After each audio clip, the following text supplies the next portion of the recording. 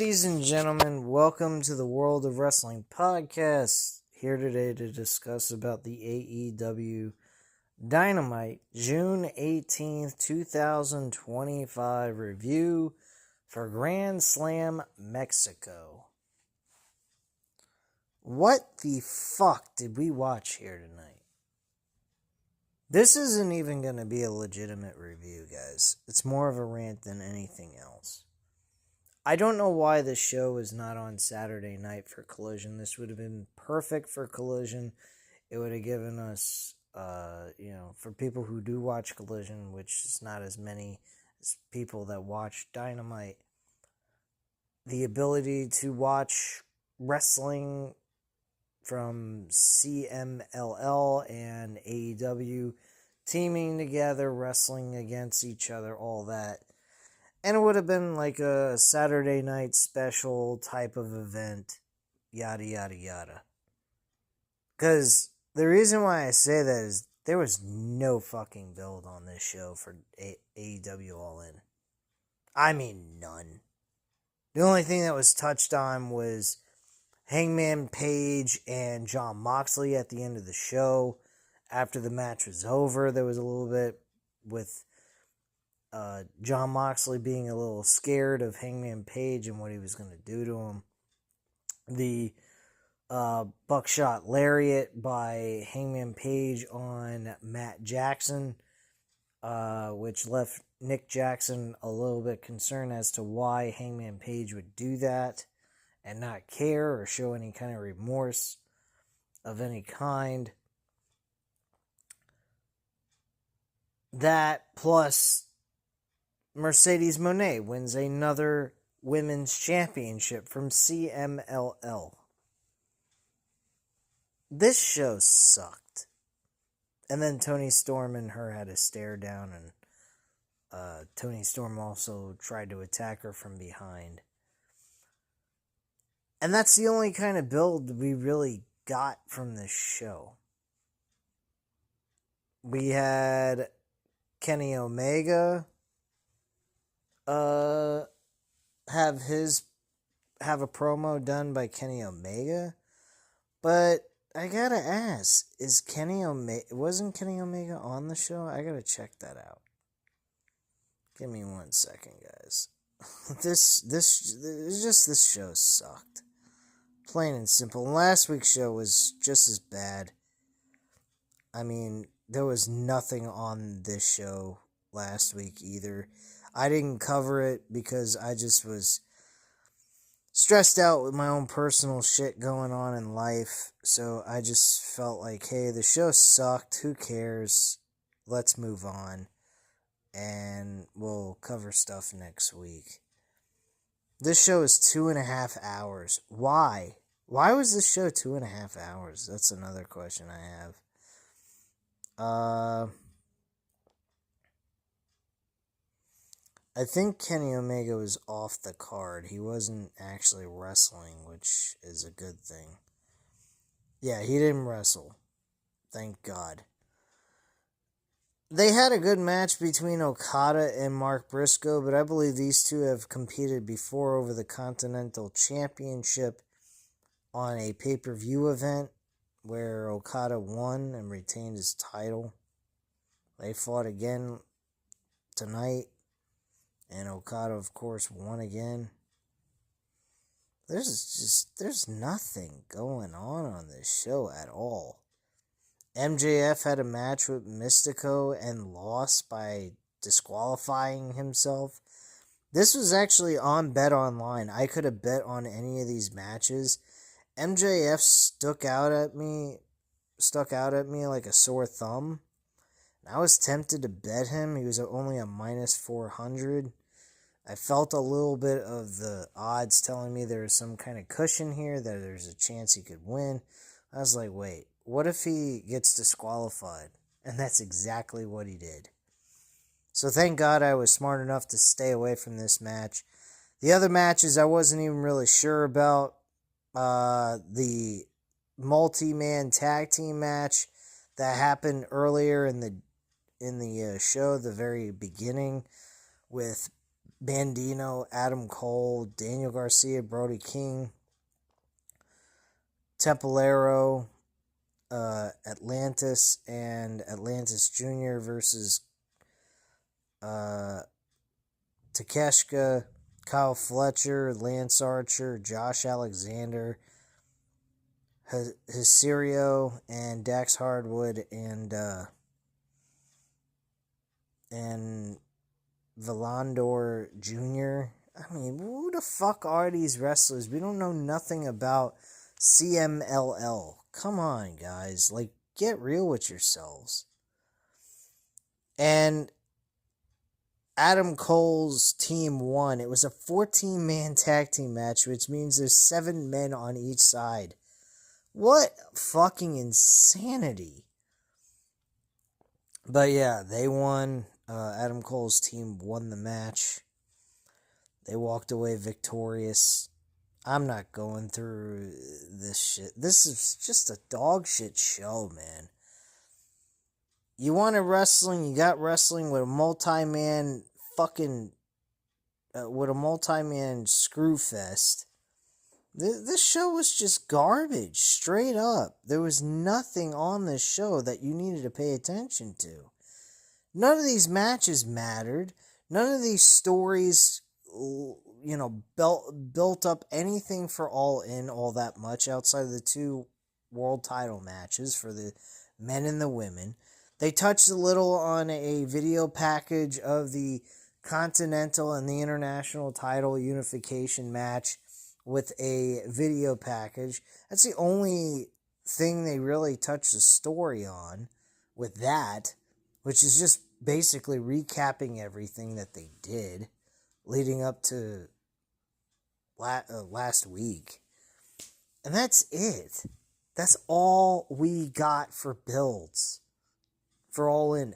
This is a 4-hour event. You guys are 24 days away from this big so-called major event like WrestleMania type of show for AEW, and you have nothing to show for it but 3 matches. That is it. No stories, no nothing. We could have seen some sort of build between Adam Cole and Kyle Fletcher for the TNT title. We got nothing there. Just a little bit of physical interaction with each other. And that is about it. This was a waste of a show. Waste of airtime. Waste of money. They threw away a whole fucking week episode of build for this trash, when they could have easily put this on Collision. There was no reason in the world for this to be on television on their A show, unless they had story being built up as well, and there was hardly nothing.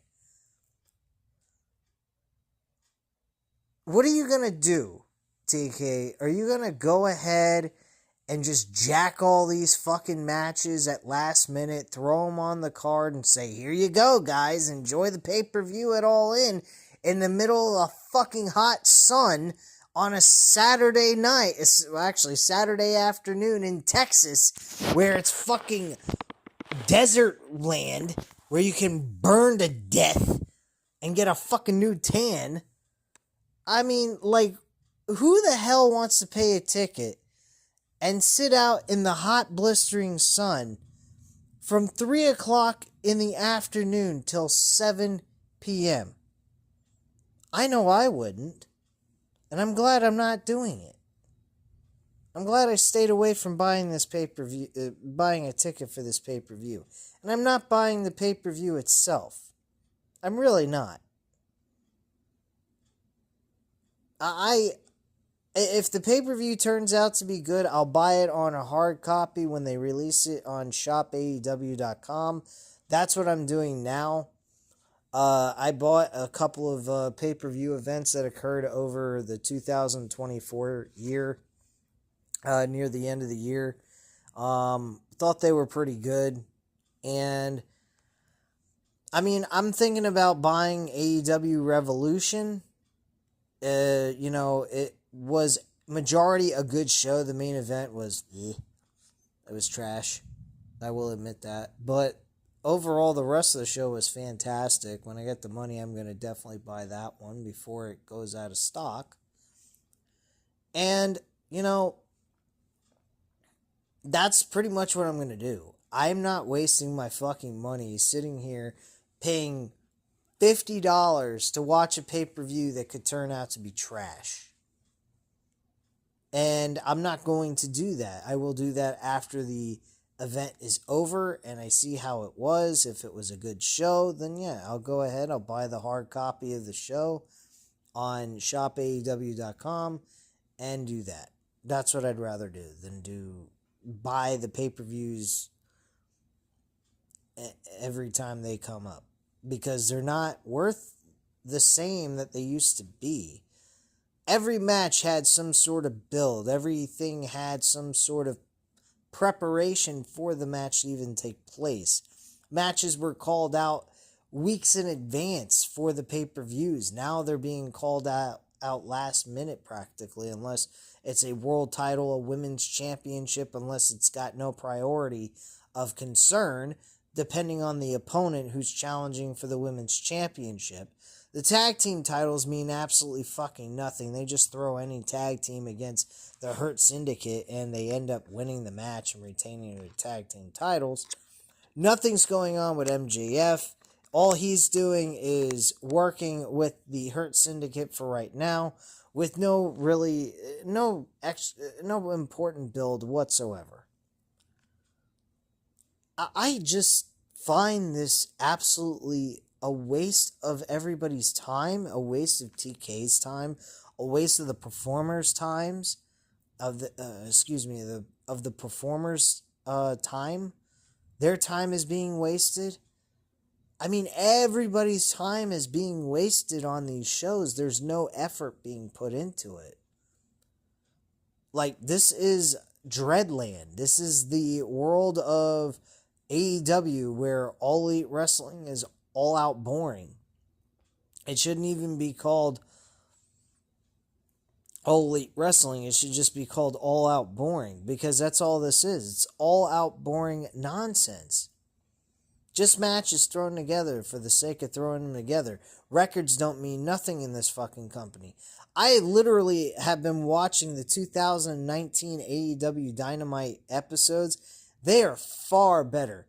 I mean, literally, I don't really skip a whole lot of anything on those shows. I've watched 3 episodes so far, and majority of each one of them that I've watched, I have not skipped.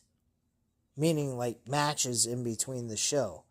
Some of it I have, I'm not going to lie, but majority of each show I have watched without skipping. That is not what you would see me do if I went back and watched these episodes. These episodes are dreadful. I would skip about half of the fucking show just for the sake of getting through it quicker than what the show actually went for. I don't have any, and I mean absolutely fucking no interest in this show. I spent more time looking at my phone and looking at scores for baseball than I did worrying about how good this show was going to be. This was fucking horrendous. I say, why are you wasting 2.5 hours of no build or hype for All In? I'd like someone to come on this channel right now and leave a comment proving how stupid they are that they said there was actual build outside of the 2 world championship matches for the men and the women. Where was the fucking build? And if you tell me there was, please explain it to me, because I did not see it at all. I saw nothing going on.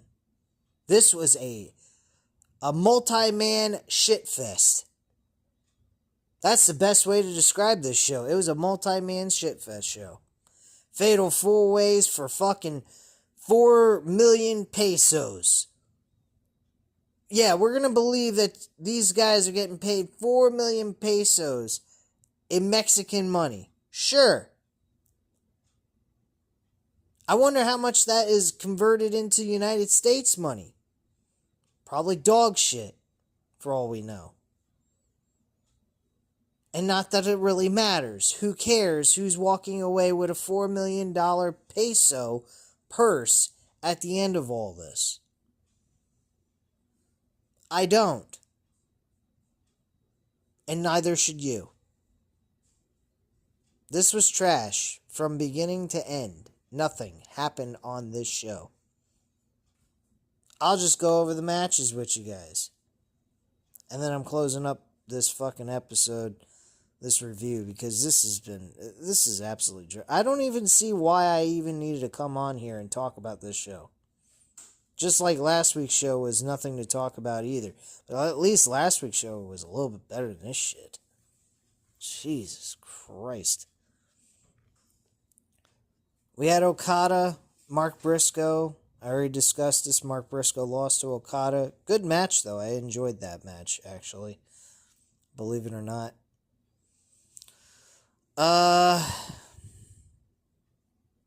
MJF and Mystico did not care for this match at all. Mystico ends up winning by disqualification. And MJF gets disqualified. Great. MJF and the Hurt Syndicate are far from finished after the match is over. However, as they beat Mystico down before MJF does the seemingly unthinkable by pulling the mask off the Lucha Libre legend, the crowd is in an uproar as MJF puts the mask on, flipping them off. But out came Bandino, Templaro, and Titan to put an end to the disrespect. Who the fuck are these damn wrestlers? I don't even know who the hell these guys are. I don't watch CMLL. Like, what the hell is the matter with this fucking idiot? Does he not realize that American fans do not care for fucking luchador wrestling? They don't go out of their way watching fucking CMLL? Like, come on. What the hell is wrong with this guy? He's a fucking retard. This all leads to a standoff with the Syndicate until Kevin Knight and Speedball Mike Bailey catch them by surprise, forcing them out of the ring, while Mystico is handed a mask to cover up out of respect. His music hits as the Hurt Syndicate retreats up the ramp as we go to a commercial break. So the Hurt Syndicate, ever since they've been tied with MJF, they've been shit. I can't believe that. This is just garbage. 4 million pesos, high-flying four-way match. What the fuck? Two luchador wrestlers. One's hologram, who I'm aware of. I mean, Tony Khan drools over that fucking retard. And then there's Mascara Doranda. I don't know who the fuck that is. Probably mispronouncing the name anyway. With Ricochet and Leo Rush. Great. Wonderful. Did I pay attention to it? Of course not. It was a shit match. And would you believe it? Hologram wins. Hologram! Of course! What a fucking name. He's a hologram, then nobody should be able to touch him. And nor should he be able to touch anyone else. Very interesting stuff. And what a load of crap. I can't fucking stand this anymore. This show is just dreadful to sit through. I'll be honest with you. The only thing that's a remote reason to watch AEW is for the pay-per-views, and they're on maybe once every couple of months or once a month or something like that, depending on when they feel like being on pay-per-view. AEW shit week to week, man. There's no fucking reason to sit through this shit. Their pay-per-views, they're still doing okay with that. I mean, they're remotely decent. I mean, the only one that I really would say was a absolute dreadful pay-per-view to sit through was fucking Dynasty, which I actually paid for, believe it or not. The whole show from top to bottom was trash. Then we had the CMLL Women's World Championship match between Zaxus, I don't even know how to pronounce his name, against Mercedes Moné. And of course, believe it or not, Mercedes Moné wins the Women's Championship from CMLL. She's winning all the fucking titles.